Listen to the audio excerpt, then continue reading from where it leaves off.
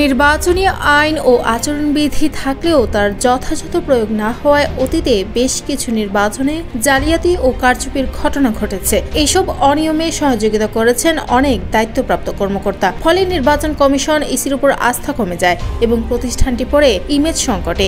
এই পরিস্থিতি থেকে উত্তরণে এবার কার্যকর উদ্যোগ নিচ্ছে ইসি। পাতানো নির্বাচন ঠেকাতে শুরু হয়েছে পরিকল্পিত কর্মসূচি। সম্প্রতি নির্বাচন ভবনে নির্বাচনী আইন ও আচরণবিধি বাস্তবায়নের চ্যালেঞ্জ ও উত্তরণের উপায় শীর্ষক একটি কর্মশালার আয়োজন করা হয়। সেখানে অতীত নির্বাচনের অনিয়ম, দায়িত্বপ্রাপ্ত কর্মকর্তাদের ব্যর্থতা, আইনের সীমাবদ্ধতা ও করণীয় বিষয়ে বিশদ আলোচনা হয়। অংশগ্রহণকারী কর্মকর্তাদের অভিজ্ঞতা ও সুপারিশের ভিত্তিতে গ্রহণ করা হয়েছে কর্মপরিকল্পনা। এক সংবাদ মাধ্যমে এই তথ্যটি নিশ্চিত করা হয়েছে।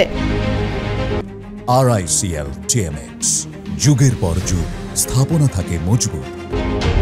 সূত্র জানায়, বিগত 3টি নির্বাচন ছিল ব্যাপক জালিয়াতির উদাহরণ। বিশেষ করে সাবেক সিইসি KM নুরুল হুদার অধীনে হওয়া নির্বাচনকে বিরোধীরা নিশিরাতের ভোট বলে অভিহিত করে। এমন ঘটনার পুনরাবৃত্তি ঠেকাতে এবার দৃঢ় অবস্থান নিয়েছে নির্বাচন কমিশন। মূল প্রবন্ধে বলা হয়, আচরণবিধি যথাযথভাবে প্রয়োগ করা গেলে নিরাপদ ও শান্তিপূর্ণ ভোটের পরিবেশ সৃষ্টি হবে। তবে বাস্তবে দেখা যায়, আইন লঙ্ঘনের ঘটনায় প্রশাসন ও আইন শৃঙ্খলা বাহিনীর নিষ্ক্রিয়তা এবং প্রভাবশালী মহলের হস্তক্ষেপে ভোটারদের মধ্যে অনাস্থা তৈরি হয়েছে।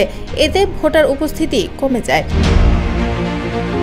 নির্বাচনে অপরাধ রোধে বিদ্যমান আইনে 7টি ধারা রয়েছে। এর আওতায় রিটার্নিং কর্মকর্তা, ম্যাজিস্ট্রেট, পুলিশ সহ সংশ্লিষ্টরা ব্যবস্থা নিতে পারেন। কিন্তু সময়মতো ব্যবস্থা না নেওয়ার কারণে নির্বাচন প্রশ্নবিদ্ধ হয়। এই সমস্যা দূর করতে এবার আচরণবিধিতে তাৎক্ষণিক ব্যবস্থার বিধান যুক্ত করা হচ্ছে।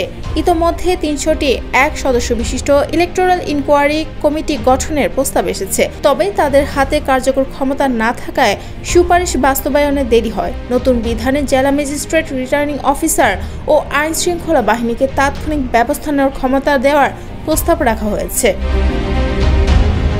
কর্মশালায় বলা হয়, নির্বাহী ও বিচারিক ম্যাজিস্ট্রেটদের অনেকেই রাজনৈতিক প্রভাব এড়াতে নিরপেক্ষভাবে কাজ করতে ব্যর্থ হন। অনেকে ভবিষ্যতের পদোন্নতির কথা ভেবে নিরাপদ ভূমিকা পালন করেন। ফলে আচরণবিধি লঙ্ঘনের ঘটনায় কেউ দায়িত্ব নেয় না, এক পক্ষ আরেক পক্ষকে দোষ দেয়। এই বাস্তবতায় মোট 3টি মূল সুপারিশ এসেছে। ম্যাজিস্ট্রেটদের জন্য সুনির্দিষ্ট নির্দেশনা, প্রয়োজনীয় সংখ্যক নিয়োগ এবং কার্যক্রম তদারকিতে কঠোরতা। কমিশন মনে করছে, রিটার্নিং কর্মকর্তা, পুলিশ, নির্বাহী কর্মকর্তা সব পক্ষের সমন্বয় এবং রাজনৈতিক প্রভাবমুক্ত কাজের মাধ্যমে আগামী নির্বাচন অবাধ, সুষ্ঠু ও নিরপেক্ষ করা সম্ভব হবে।